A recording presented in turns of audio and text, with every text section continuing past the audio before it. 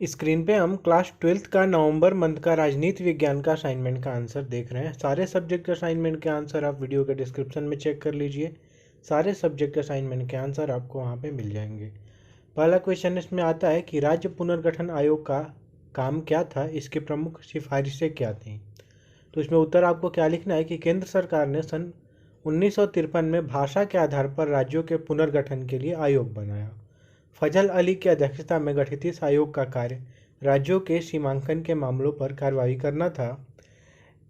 इसने अपनी रिपोर्ट में स्वीकार किया कि राज्यों की सीमाओं का निर्धारण वह बोली जाने वाली भाषा के आधार पर होना चाहिए। इस आयोग की प्रमुख सिफारिशें निम्नलिखित थी। भारत की एकता व सुरक्षा की व्यवस्था बनी रहनी चाहिए। राज्यों का गठन भाषा के आधार पर किया जाए। भाषाई और सांस्कृतिक सजातीयता का ध्यान रखा जाए। वित्तीय तथा प्रशासनिक विषयों की ओर उचित ध्यान दिया जाए। इस आयोग की रिपोर्ट के आधार पर सन 1956 में राज्य पुनर्गठन अधिनियम पारित हुआ। इस अधिनियम के आधार पर 14 राज्य और 6 केंद्र शासित प्रदेश बनाए गए। भारतीय संविधान में वर्णित मूल वर्गीकरण की 4 श्रेणियों को समाप्त कर 2 प्रकार की इकाइयाँ रखी गई। भारत विभाजन के प्रमुख कारणों को लिखिए, यह हमारा दूसरा प्रश्न है। तो यहाँ पे हमको क्या लिखना है कि भारत विभाजन के लिए उत्तरदायी कारणों का उल्लेख निम्नलिखित शीर्षकों में किया जा सकता है। द्विराष्ट्र सिद्धांत। मुस्लिम लीग ने द्विराष्ट्र सिद्धांत की बात को बढ़ावा देकर मुसलमानों के लिए एक अलग देश की मांग की। इस सिद्धांत के अनुसार भारत हिंदू और मुसलमान नामक 2 कौमों का देश था। दूसरा, कांग्रेस और मुस्लिम लीग में प्रतिस्पर्धा। 1906 में मुस्लिम लीग की स्थापना के समय से ही हिंदू मुस्लिम एकता में दरार आनी शुरू हो गई थी। अंग्रेजों ने इसे और बढ़ावा दिया। तीसरा, अंग्रेजों की फूट डालो और राज करो की नीति। ब्रिटिश शासन आरंभ में ही इस नीति का पालन अपने साम्राज्य विस्तार के लिए करते रहते थे। मुस्लिम लीग द्वारा जब मुसलमानों के लिए अलग देश की मांग की गई तो अंग्रेजों ने इसमें भी अपना स्वार्थ देखा और इस मांग को समर्थन देने लगे। चौथा, सांप्रदायिक दंगे। जिन्ना के प्रत्यक्ष कार्यवाही की नीति के कारण भारत में कई भागों में हिंदू मुस्लिमों के बीच दंगे फसाद हो रहे थे, जिनमें जन व धन दोनों का नुकसान हो रहा था। कांग्रेसी नेताओं ने इन दंगों को रोकने के लिए भारत का विभाजन स्वीकारना ही उचित समझा। लॉर्ड माउंटबेटन का प्रभाव। भारत विभाजन के लिए लॉर्ड माउंटबेटन का व्यक्तिगत प्रभाव भी उत्तरदायी था।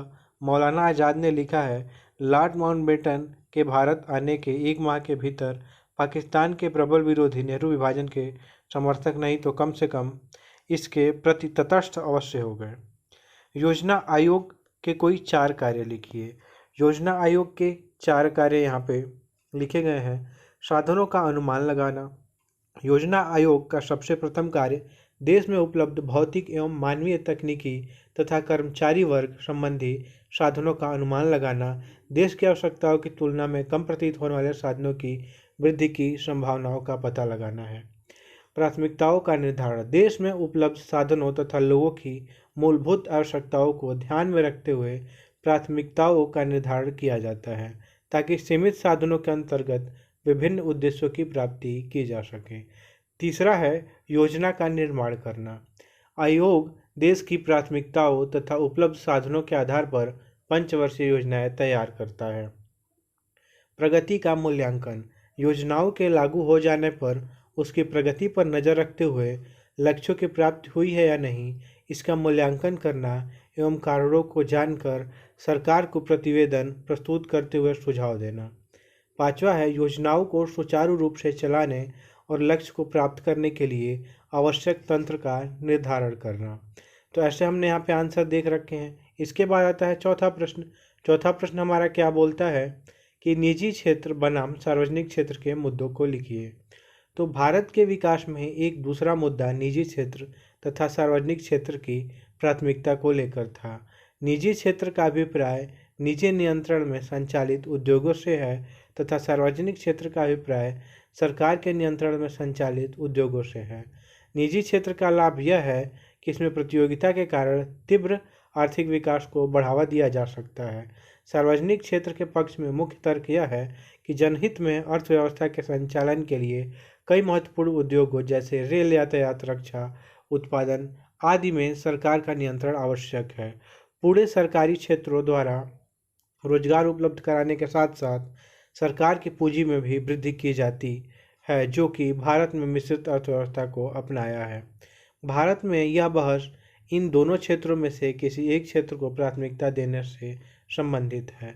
भारत में 1950 से लेकर 1991 तक सार्वजनिक क्षेत्र को प्राथमिकता दी गई तथा राज्य की विकास नीतियों के परिप्रेक्ष्य में निजी क्षेत्र पर लाइसेंस आदि के माध्यम से प्रतिबंध लगाए गए। इस युद्ध में सार्वजनिक क्षेत्र को अर्थव्यवस्था की कमांडिंग हाइट की संज्ञा दी गई। विश्व के अधिकांश देशों की तरह भारत में भी 1991 में आर्थिक उदारीकरण की नीति को अपना लिया। इस नीति के अंतर्गत अर्थव्यवस्था में राज्य का नियंत्रण कम हो गया।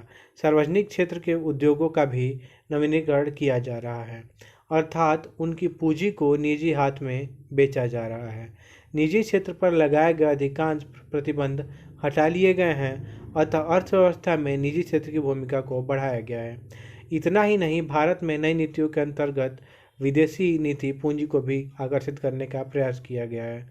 1991 के बाद भारतीय अर्थव्यवस्था में सार्वजनिक क्षेत्र की तुलना में निजी क्षेत्र को प्राथमिकता प्रदान की गई है। इस बदलाव का मुख्य लाभ यह है कि विकास के लिए आवश्यक पूंजीवाद तकनीकें उपलब्ध हो सकेंगी तथा प्रतियोगिता के कारण आर्थिक विकास को सुनिश्चित किया जा सकेगा।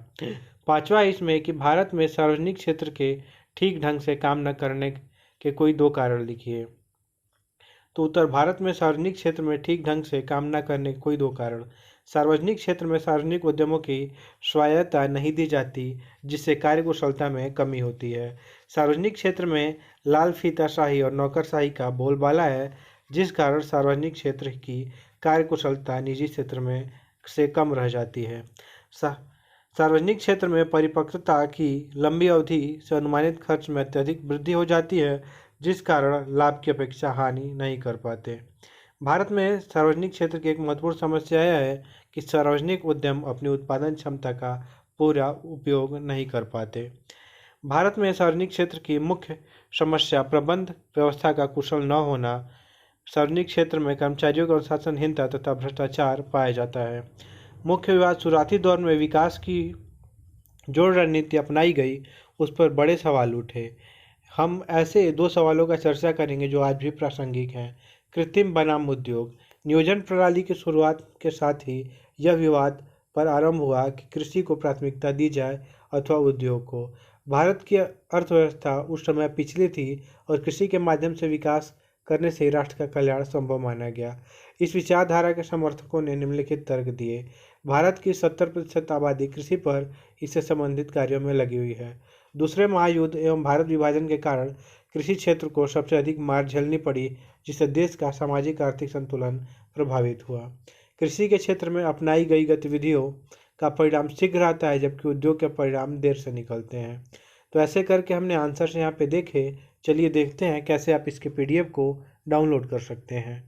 असाइनमेंट के आंसर के PDF को डाउनलोड करने के लिए आपको गूगल पे जाके सर्च करना होगा cgbasicsupport.in। उसके बाद आपको इस वेबसाइट पे जाना होगा, इसको नीचे स्क्रॉल करना होगा, ऑप्शन दिखेगा आपको असाइनमेंट 2021-22। उस पर क्लिक करके सभी सब्जेक्ट के असाइनमेंट के आंसर के PDF आप इजीली डाउनलोड कर सकते हैं।